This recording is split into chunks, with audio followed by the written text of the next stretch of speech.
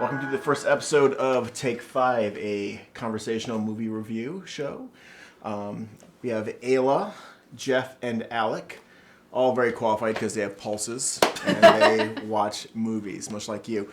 Tonight we're going to be talking about Fantastic Beasts and where to find them. The format of our show is we have a number of questions in this basket. I'm going to pull them out.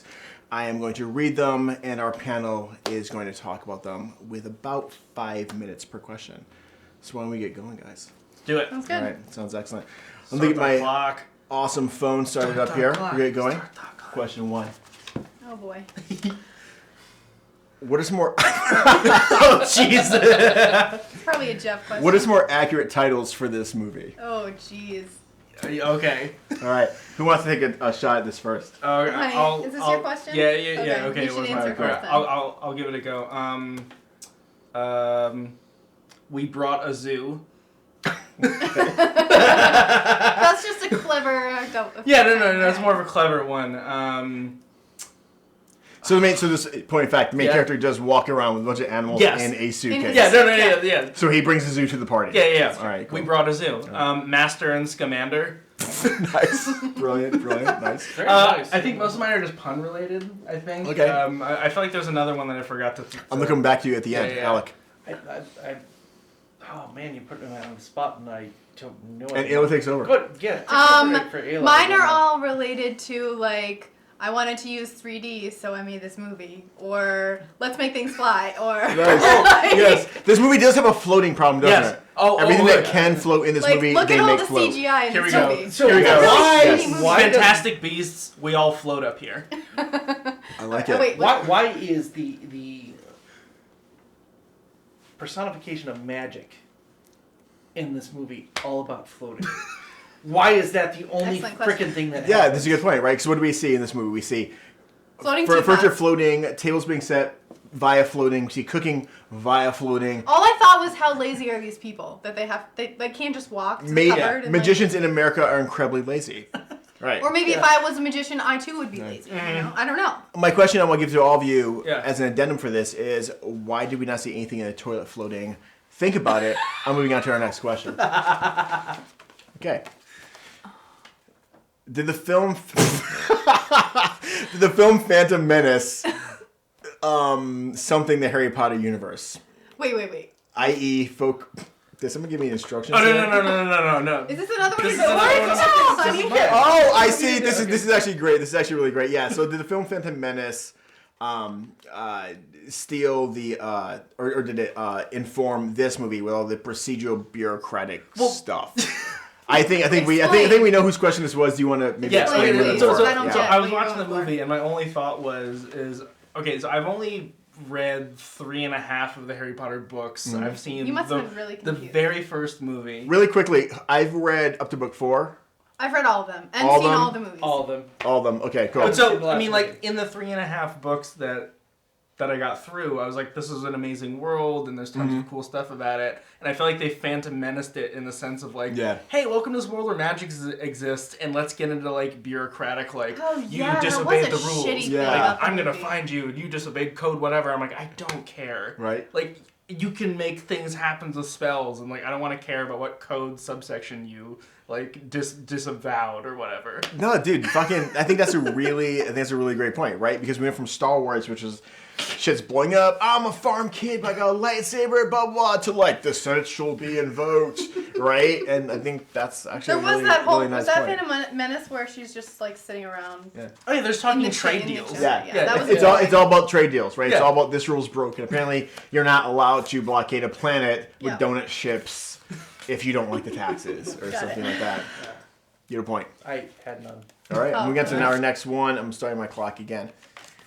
Okay, how many storylines were we tracking? Were all of them necessary? Okay, so there's a lot of stuff in this movie. Too many. A ton of stuff. So There's recapping. the baker storyline. This guy wants to get a bakery. Right. There's a A Scamander muggle who wants to get a bakery. Right, a muggle. Yes. Or a nomad. a nomad. Which is nomad. honestly the Yes. lamest. Like, just stick with muggle. Come on. No. Do they have to have a different term just because it's America? Yes. But, okay. Can I just say really quickly, though, can I just insert as the one dude here who looks like he's been in the sun? Did anyone else notice the very first scene, right? We have, like, a black couple as they come in and they're off the side. And immediately I was watching, I was like, oh my God. They're showing the black couple and the big white crowd. I'm like, oh, they're going to do a big, like, race subplot. I have to say, this may be, like, really racist. I did not notice. Racist. I only noticed that on. the president... No, but there's the baker, there's the Scamander storyline, obviously. There's the Graves storyline. There's which was really quickly for just our audience. Oh, Graves works for the bureaucracy and also is Graves is a very suspect bureaucrat. Yeah. Spoiler alert, he's Grindelwald. And then you also have the nomad like cult who is like God, what are those people? What were they called? The New Salem something. New Salem, movement. yeah. And then there's that whole storyline. And the newspaper owners who are tied in there. Like, everything's tied. It's like, how many fucking people? And you also had a sort of conservation storyline going on, right? Because apparently everyone's been eradicating these magical beasts. Yeah. And Newt, and Scamander is trying to protect all and save all these magical beasts. I feel like that should have been the one plot. Yeah. And yet, there's all this other shit. The problem with it, though, I mean, is you're just, like, so ham-handed. Yeah. You know, like... I wanted Damon Wayans to come out and say, message! Because, that's basically what the movie did. I mean, that's all it was. It's just one message after another message. Like, it was like, okay, we're going to talk about... It was kind of we need to, like... It's just fisting us. Just fisting us the whole time. With these plot points. Just the whole movie. I'm a little bit 2 hours. Okay, so so this may be let's be honest about the first Harry Potter movie. Let's own it, where we all felt fisted afterwards. Okay, that's cool. No, because at some point, right, we all had to grow up. Betrayed. I felt betrayed because. Yeah, I felt betrayed. This movie was a betrayal. Fisted and betrayed. Yeah. All right. That'd be a really good pull quote. Maybe the takeaway, right? Yeah. I'm only gonna put my finger in. Magical beasts and where to find them. Felt fisted and betrayed. Ayla. Okay, find excellent. them up your ass. Okay, cool. I'll move on to another question. Brilliant. Absolutely love this. I'm going to do this question as a question. Oh, jeez. Oh. Which makes no sense. Okay. Yeah, but it sounded cool for a second, didn't it? Could this movie have been worse if it had been set on Alcatraz and a missile had been aimed at San Francisco and one person could have saved it? That sounds better. It kind of did, didn't it? Dude, are you talking about like a Rock crossover? Yeah. Could this movie have been worse with Nicolas Cage? No. What's the question? Better. Probably would have been more It entertaining. would have been way more awesome. Yeah. And then if Sean Connery popped in, he's like, I found him scary. It's the American Dumbledore? Yeah. I feel like instead of John Boyce. if you went like full on, like just cheese factor with this movie, it could have been awesomely bad. But it was just bad. It felt like it wanted to be like a 1920s like gangster noir. Yes, but have it also in a magic way, and it didn't do either of them. I gotta tell you that was my major problem. I just want to insert here with this movie is actually I want you guys to tell me how you felt. I actually felt like this movie, in the hands of a different director and a different writer, could have been a really kind of cool movie. Yeah, for sure. I know we can say that about a lot of movies, but I actually felt that what was on screen, at times, there were scenes, and I don't know how you guys felt, there were scenes where I was like, okay, I feel like this movie felt like bad sex to me. You know what I mean? Like, you were kind of getting into it for a second, and then you, like, lost it, or, like, you smelled something weird, right? Or something happened, right? And then it pulls you back out of it. Does anyone else feel that way? Like, I never felt emotional about this movie. No, never. But no, I didn't feel emotional, but I felt there were moments where I was like, this could be, no. Well, they had glimpses of interesting shit. Yeah, I mean, I think the premise in the world was kind of awesome. You know, so, I mean, like, basically, this is the prequel to the whole Harry Potter thing, and, like, it had the potential to be something interesting, and instead it was okay, well, let's move to the United States and have something that it's boring. There was nothing there. There's kind of cool with okay, so we found out that there's America's version of Hogwarts, and someone that's the best one. Right. And he goes I kind of beg to differ. And you get the kind of Ohio State Michigan rivalry of exactly, Hogwarts and this thing. It wasn't like a Harvard Oxford sort of feud going on. Yeah, that was that was one line at the end of the movie. Oh, it's all expository. I mean, it was that was not at all. Oh, I'm reaching. What was happening? Yeah. What was happening was we were watching a boring movie about a guy with magical beasts who got released on a city, but there was this other plot going on at the time. Horribly unqualified also. That just didn't tie into. I was just not qualified to bring a zoo anywhere. Well, I think that's what bothered me. It was all coincidence. He happened to be in New York when there was this obscurial and all this shit. The moment I knew this movie was gonna suck is when the female investigator gets literally bumped into twice and then is like, what's going on here? And while eating a hot dog, right? She's fisting a hot dog, if you will. She's like, way of trying to be a nomad? Mustard all over her face, and she's just like, something's happening here. No, I think she was trying to blend in with the other nomads and/or muggles, which is a better word. Just badly, Muggle is a better word. Nomad, can we just agree nomads is a shit? Can I just say that she got in trouble for attacking this woman? Spoiler alert, but you should have watched the movie already. Fair enough.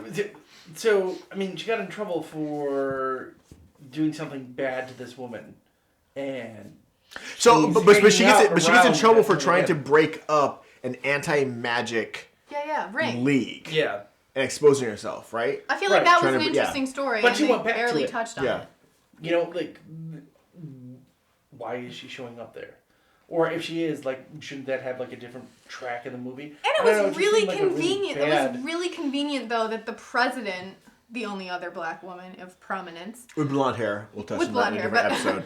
The president, when this woman, what was her name? The brown. Doesn't matter. The brunette. The Beyonce stand-in. She tries to bring Scamander in, and the president is like, "What are you doing here? You're not supposed to be here." Right. And is like, "No." The entire movie could have been avoided if the president had just been like. Okay, let me listen to what you have to say. So again, we have one of these. Doesn't happen. Right. Again, we have these moments where someone who's not supposed to be there risks everything. Right. Coming into the most high-profile meeting. Right. And it's actually a meeting and an assembly of all the magic leaders, right? Because we find out that that Newt's Scamander, literally the worst name. Newt Scamander. I was like.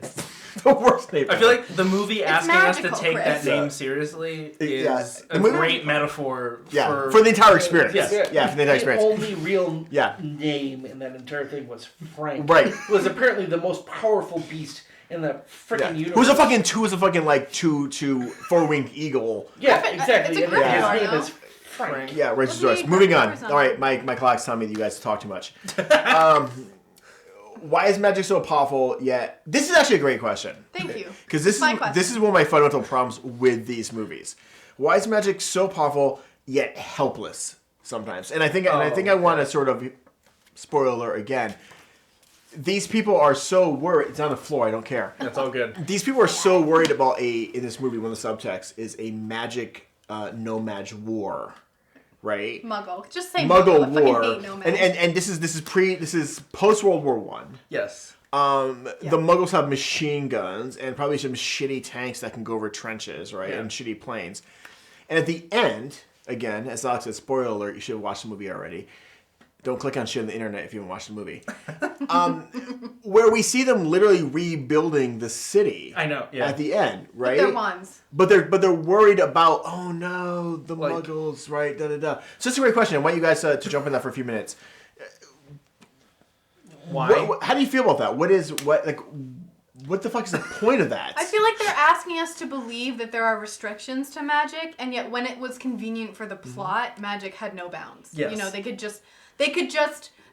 Scamander with this Gryffindor beast, whatever, was able to obliviate the entire city of New York. Yeah.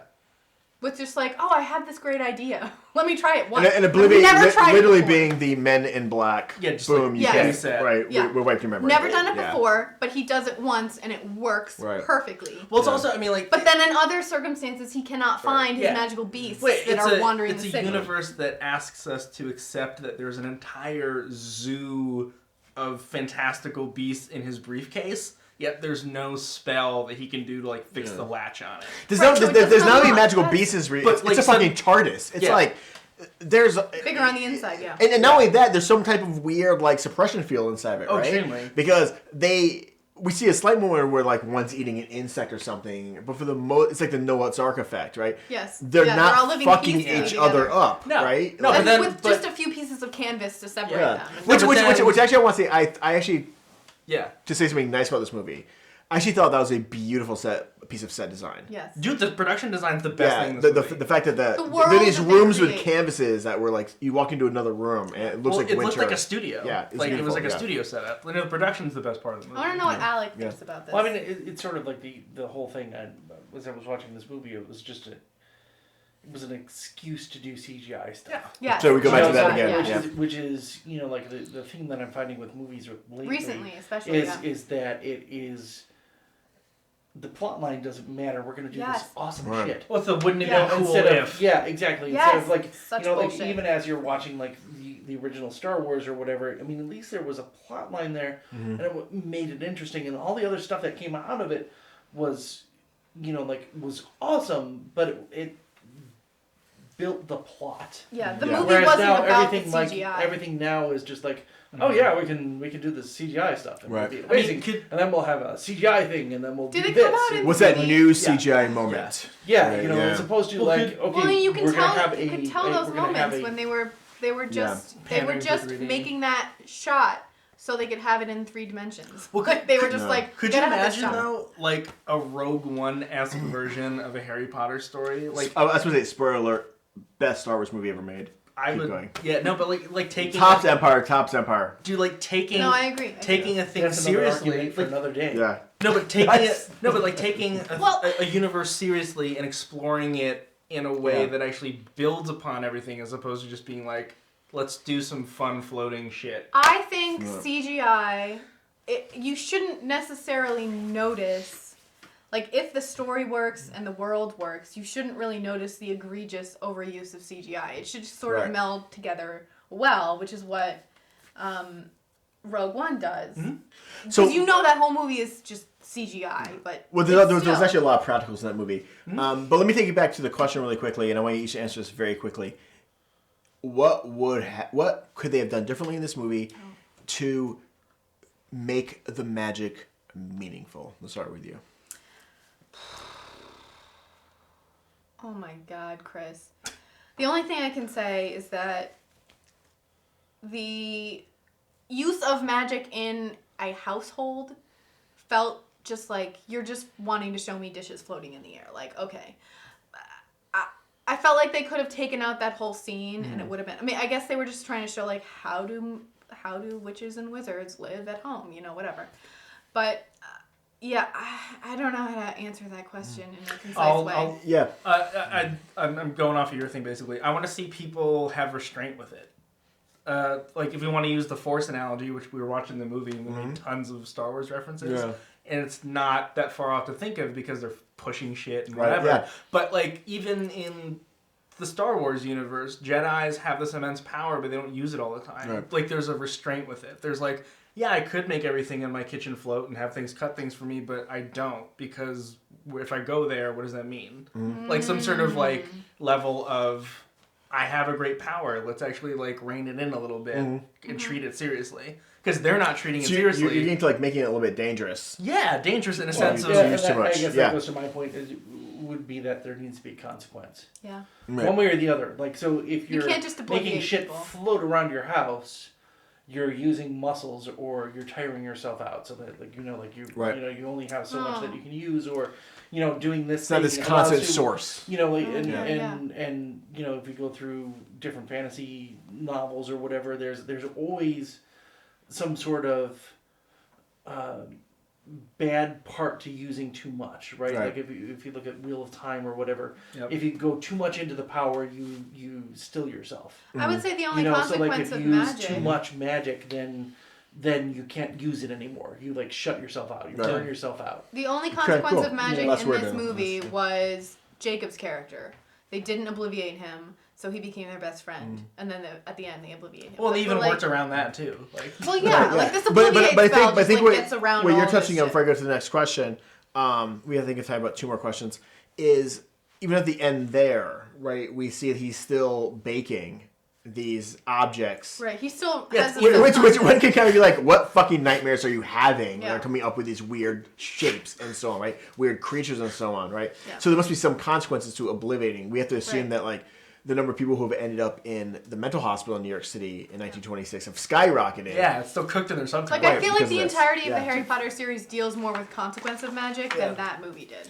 Oh, so this is a nice point, right? That one of the things that maybe makes this It's like movie so Voldemort lame, is the ultimate consequence. right? Is that it detours. In this movie, magic becomes this kind of joke, everyday thing, whereas in the Harry Potter universe, there's more weight to it. Nice. Yes. Okay. Oh boy, what do we got? Oh man, wow, someone's really trolling here. In the pantheon of bad movies, where does this fit? And there's a subtext question: is this better or worse than Prometheus? Ooh. So I've never seen Prometheus. neither. Okay, I so can't so answer I that. want you guys to put this in the tier of bad movies, right? Oh God, I mean, like, I mean, there's The Room, and then there's everything else. yeah. What, Alec? What was your? Yeah.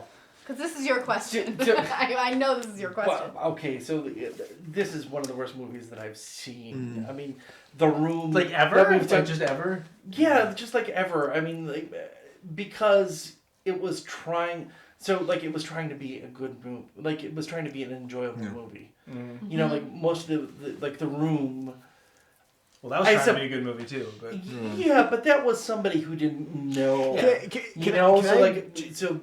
That was somebody who didn't know and was trying. Yeah. These are people who knew. yeah.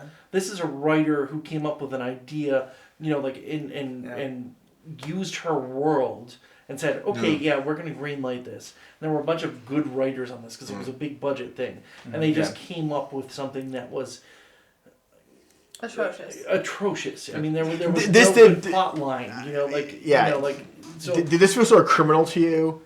And I hate to use such a big word, but kind of going on what you're saying, like The Room, for people who haven't seen that, don't. But The Room is like a bad movie that people are trying to do something with, whereas this is like a movie that feels like it is copying off the Harry Potter goodwill. Yeah, so, absolutely. do you know what I mean? I mean, that's it. Like, This isn't what you're with saying. The Room, it was a guy trying to make a good movie Right. who didn't know anything about it. Yeah. Got actors who didn't know about acting. He was a director who didn't know about, but he was trying. But he's trying, yeah. You know, like, it's a he good was faith trying effort. to, there was a good Yeah. faith effort, and he was going to make a good movie. Yeah. Whereas this was just like, we've got lots of money, and we got this great idea, and we've got this built-in audience, so we're going to make this film. Yes, exactly.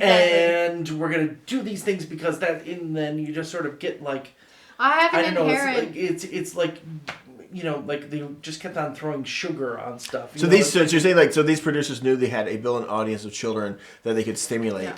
and then they went and I stimulated mean, those this is children. my anyway. problem with Yeah. sequels, prequels, whatever. It's like, do a movie, do a series, fine, but like, why must you drag this out? It's because they see money, they see dollar signs, they know people will go to see it, they know kids will sit through it and be like, that's amazing, even though it was a complete ball of shit.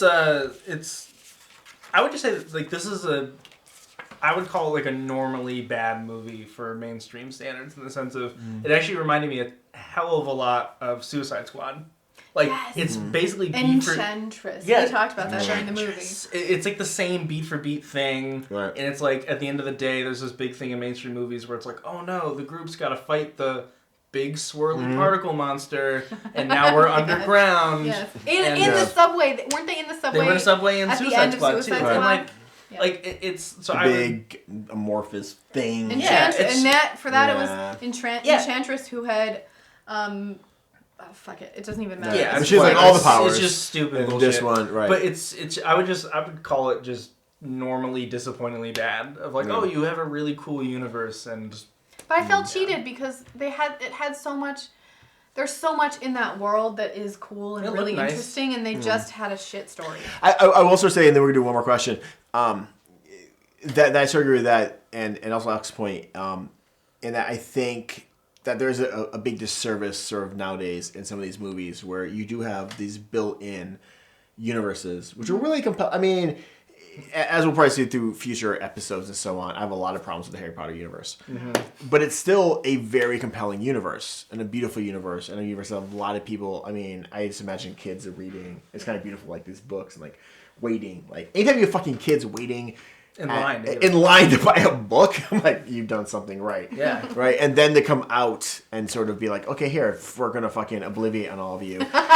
Right? Which essentially is what the movie did. We're going to obliviate on all of you and sort of just make you buy this thing. Yeah. I think is probably the biggest, at the end, problem with this movie. Right? Especially here from you. One more question. Last one? Last one, I think, yeah. No. Gotta read the question, dude. I do have to read a question. That's one of the rules. Why are blondes dumb? This is an important question to me, and I feel like we need to answer this. Okay. All right. No, all it was right. my question Yeah. because why she's like one of the only blondes aside from I wasn't talking about the black blonde. I was talking about the pasty white dumb who blonde. can read minds. There's a character in the movie. She can read who minds, and yet she Yeah. appears so shallow, and I was like, what is the use of, like, why does she need to be like this kind of vapid? Can I ask you a question to follow up that question? Yes. Was she actually any more vapid than anyone else in the movie, or were you triggered by her being vapid because she was blonde and she had to be she was the sexiest person in the movie, right? She was easily the best looking actress. Sex pot. She's got blonde hair. Yeah. She's got the sort of Marilyn Monroe voice of the 20s. You know, she's got it all going for her, but you can see what they're trying to create. Is she any more clueless than anyone else in the movie? No, I would say the brunette, her sister, is just as sort fucking of idiot. like. Oh yeah, no, I mean. Hello, is anyone inside there? Yeah, the blonde-haired sister, and I think we're all saying this, is clearly the more intelligent of the two. She has more depth, but why does she have this facade? You know, it just feels like this facade that they're like, we gotta have the dumb blonde, but she's gonna be the. Because you gotta make the sister different. We gotta, There's a brunette and there's a blonde. Former aura. One's uptight, right? One's which is not an easy. That position is really hard. Right. So, spoiler alert, if you don't know what an aura is, go read the fucking book. I have no idea what an aura is. They're like one of the hardest. You have to be good at like everything. Go read the books. Harry Potter wants to be an aura, but he's not good enough. Because he's the worst at everything. Yes. It's just like, I can read people's minds. What else does clearly, she do? That would be the one that you would want in a position of power, and as a. But she seems to be agent, just a secretary. Right? Like, exactly. She's the one that you want out there to like. Am I wrong though? Yes. I mean, it seemed like people didn't know she could do that though. She may have hid it because maybe she would have been abused. It seemed like because even her boss who came up being like, "Are you sick? What are you doing?" And she was sort of tricking him when she left work.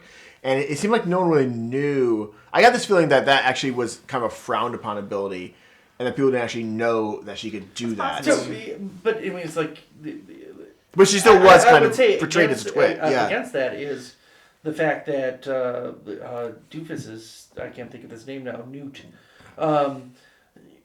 knew what she was exactly. I mean, seriously. I mean, like the guy's an idiot, man. Yeah. But like he knew exactly what she was. Right. You're this thing. So clearly it's known within the universe, right? And if she went through school, it would have been picked up on.